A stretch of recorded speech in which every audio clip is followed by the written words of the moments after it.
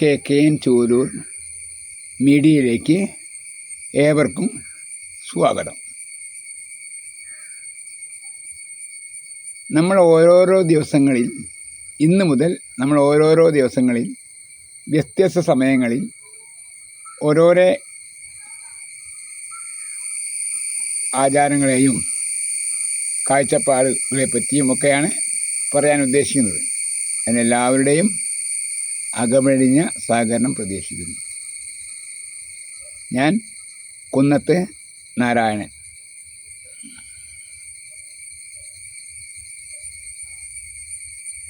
മാതാപിതാ ഗുരു ദൈവം എന്നാണ് നമ്മൾ എത്രയോ വർഷങ്ങളായി കാലങ്ങളായി നമ്മൾ കേട്ട് പഴകിച്ച ഒരു വാക്കാണ് മാതാപിതാ ഗുരു ദൈവം.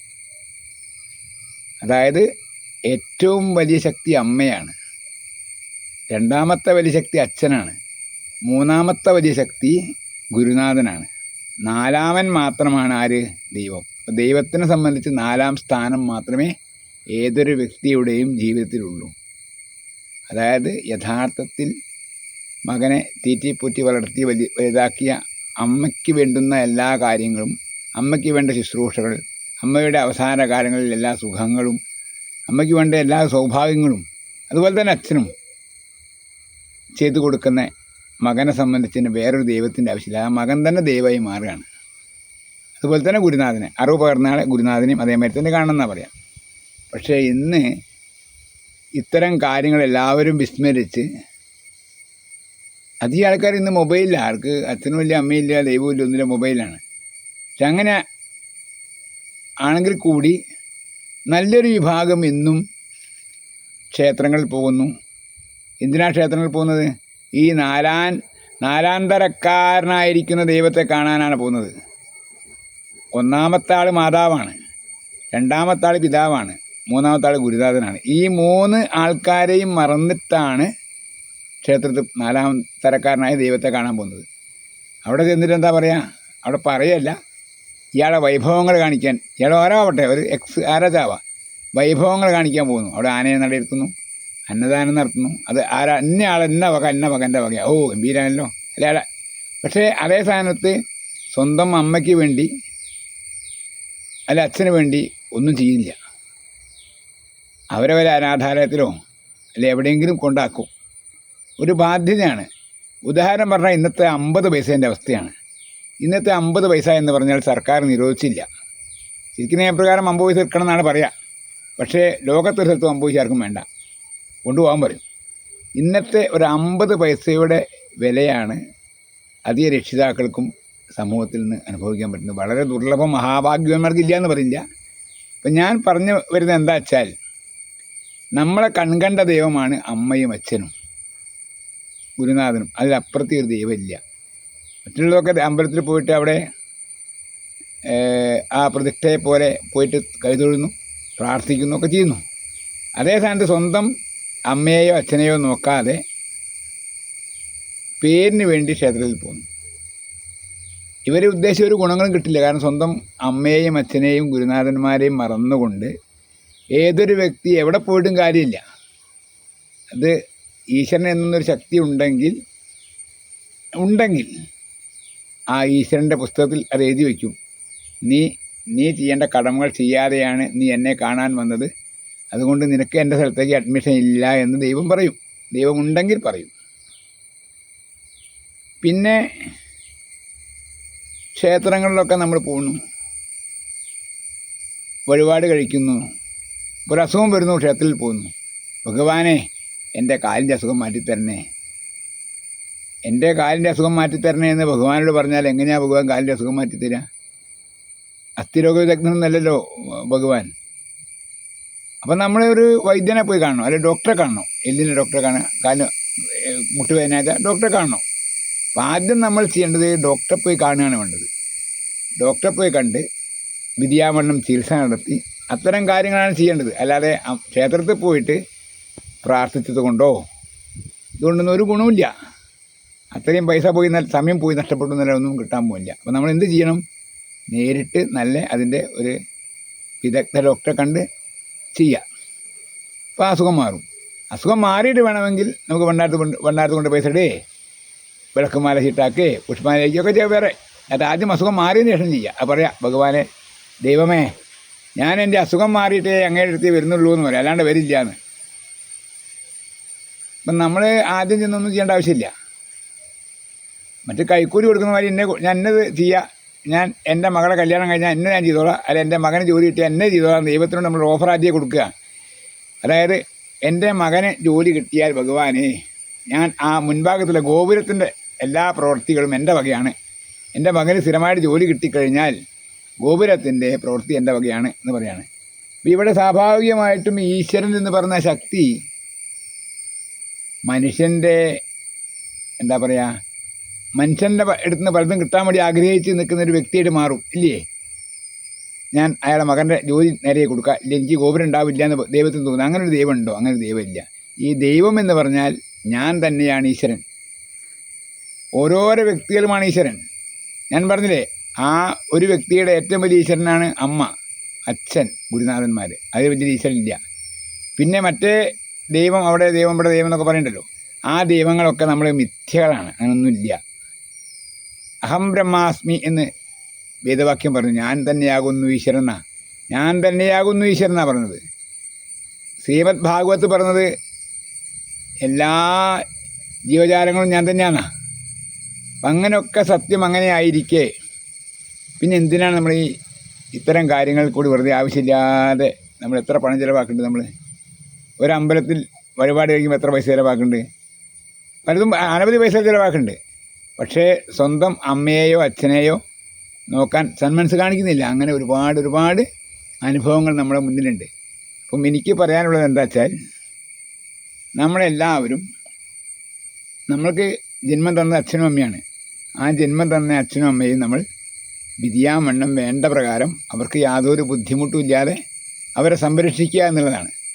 കാരണം അവരുടെ ചെറുപ്പകാലത്ത് അച്ഛനും അമ്മയും നമുക്ക് വേണ്ടി വളരെയധികം ത്യാഗം അനുഭവിച്ച് വളരെ കഷ്ടപ്പെട്ട് നമ്മളെ പഠിപ്പിച്ച് വലിയൊരു ഉന്നതിയിലെത്തിച്ചു. അപ്പം അങ്ങനെ ആ ആരോഗ്യം മുഴുവൻ നമുക്ക് വേണ്ടി ചിലവഴിക്കുകയാണ്. അതിന് പ്രതിഫലമായിട്ട് അവരുടെ ആരോഗ്യം നശിക്കുന്ന കാലത്ത് തിരിച്ച് നമ്മളവർക്ക് പ്രത്യുപകാരം ചെയ്യേണ്ടത് ഏതൊരു മനുഷ്യൻ്റെയും കടമയാണ്. അതൊക്കെ ചെയ്ത് ഒഴിവുള്ളപ്പം വല്ല അമ്പലത്തിൽ പോവുക എന്നല്ലാതെ അമ്പലത്തിൽ പോയിട്ട് ആനയെ നടത്തിയതുകൊണ്ടോ അല്ല അന്നദാനം ആയിരൊക്കെ കൊടുത്തുകൊണ്ടോ സപ്താഹം മൊത്തം നടത്തിയതുകൊണ്ടോ ഒന്നും സർക്കാർ ഒരു പേരുണ്ടാവുന്നല്ലാതെ അതിനെ കൊണ്ടൊന്നും ഒരു ഗുണങ്ങളും ഇല്ല എന്ന് സ്പഷ്ടമായി പറയാൻ ആഗ്രഹിക്കുകയാണ്.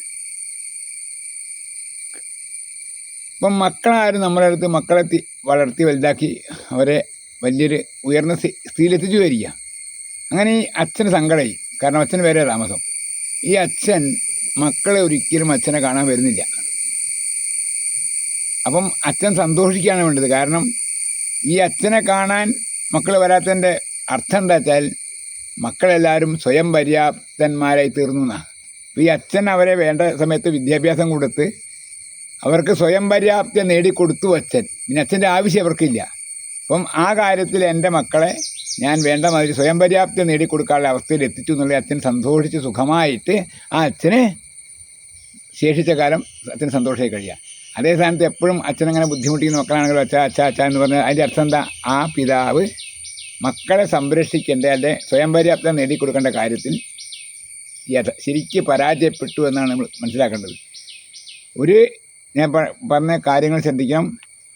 ഏതൊരു കുട്ടികൾ ആണോ വലുതായതിനു ശേഷം സ്വയം പര്യാപ്തം നേടിയതിന് ശേഷം അച്ഛനമ്മമാരെ ആശ്രയിക്കാതിരിക്കുന്നു, അങ്ങനെയുള്ള മക്കളെ അച്ഛന്മാർ അമ്മമാരും അവർ വളരെ ഭാഗ്യം ചെയ്തവരാണ്. കാരണം എന്താ വെച്ചാൽ അവർ ജീവിതത്തിൽ മക്കൾക്ക് ആരെയും ആശ്രയിക്കാത്തൊരവസ്ഥയിൽ അവർ എത്തിച്ചു കഴിഞ്ഞു. സ്വയം പര്യാപ്തം നേടിക്കൊടുത്ത അച്ഛനും അമ്മയാണ്. അതുപോലെ തന്നെ തിരിച്ചിട്ട് എപ്പോഴും അച്ഛനും അമ്മേനും ഇങ്ങനെ വന്ന് ബുദ്ധിമുട്ടിക്കുന്ന മക്കളുണ്ട്. അവരെ സംബന്ധിച്ച് അവരെ വളർത്തിയ കാര്യത്തിൽ ഈ അച്ഛനമ്മയും ദയനീയമായി പരാജയപ്പെട്ടു എന്ന് നമുക്ക് പറയണം. നമ്മൾ പറഞ്ഞ് എന്താ വെച്ചാൽ നമ്മുടെ ജീവിതത്തിൽ നമുക്ക് ഏറ്റവും വിലപ്പെട്ടത് അച്ഛനും അമ്മയാണ്. നമ്മളെല്ലാവരും അച്ഛനും അമ്മേനാണ് അവരെ ദൈവമായിട്ട് കൺകണ്ട ദൈവമായിട്ട് അവരെയാണ് കണ്ടത്. അവർക്ക് യാതൊരു ബുദ്ധിമുട്ടും ജീവിതത്തിൽ വരുത്താതെ, അതായത് ചെറുപ്പത്തിൽ എങ്ങനെയാണോ തങ്ങൾ രക്ഷിച്ചത് അതുപ്രകാരം അവർ നമ്മളെയും അവർ സംരക്ഷിക്കുന്നു.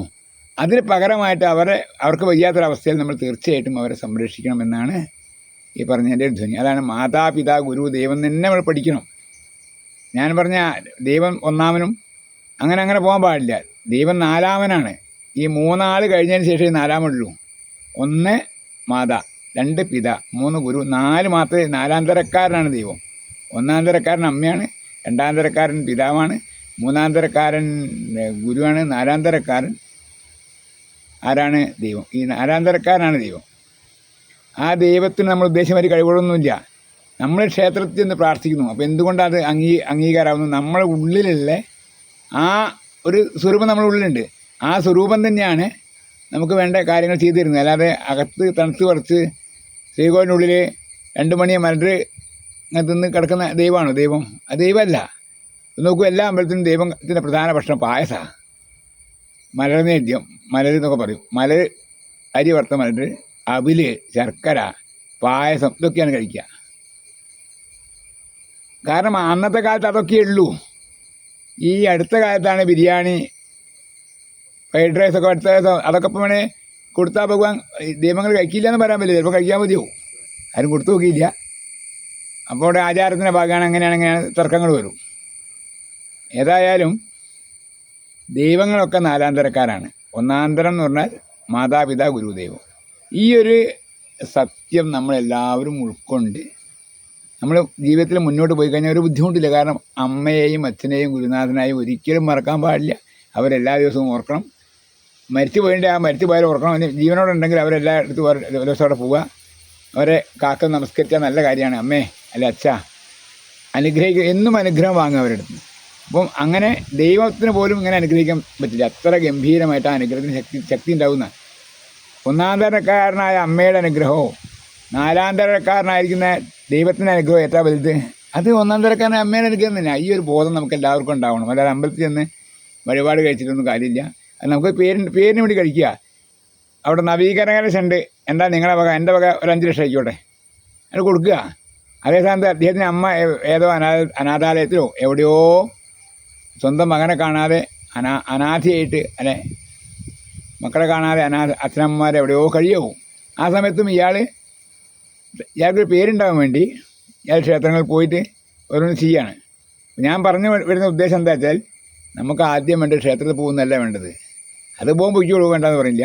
പ്രധാന നമ്മുടെ ഉദ്ദേശം നമ്മളെ അമ്മ, അച്ഛൻ, ഗുരുനാഥൻ, ഈ 3 ആൾക്കാരെ മറക്കാൻ പാടില്ല. അതുകൊണ്ട് മാതാ പിതാ ഗുരു ദൈവം എന്നാ. ഈ 4 അവസ്ഥാവിശേഷത്തെ മറന്നു കഴിഞ്ഞാൽ പിന്നൊന്നുമില്ല. അവസാനത്തെ ദൈവം വരുന്നുള്ളൂ. ഈ ദൈവത്തിന് വിചാരിച്ചൊന്നും സംഭവിക്കാൻ പോകില്ല. അമ്മ, അച്ഛൻ, ഗുരുനാഥൻ, ഇതാണ് ഇതിൻ്റെ പ്രധാനപ്പെട്ട ഒരു കാര്യം ഞാൻ പറഞ്ഞുകൊണ്ട് വരുന്നത്. അപ്പം ഇന്ന് നമുക്ക് ഇത്ര മതി. ബാക്കി നമുക്ക് എല്ലാ ദിവസവും 2-3 ഇങ്ങനെ വീഡിയോ വന്നുകൊണ്ടിരിക്കും. അപ്പോൾ എല്ലാവരും സബ്സ്ക്രൈബ് ചെയ്യുക, ലൈക്ക് ചെയ്യുക, വേണ്ട പ്രോത്സാഹനങ്ങൾ എല്ലാവരും തരിക. നമുക്ക് വീണ്ടും നാളെ കാണാം.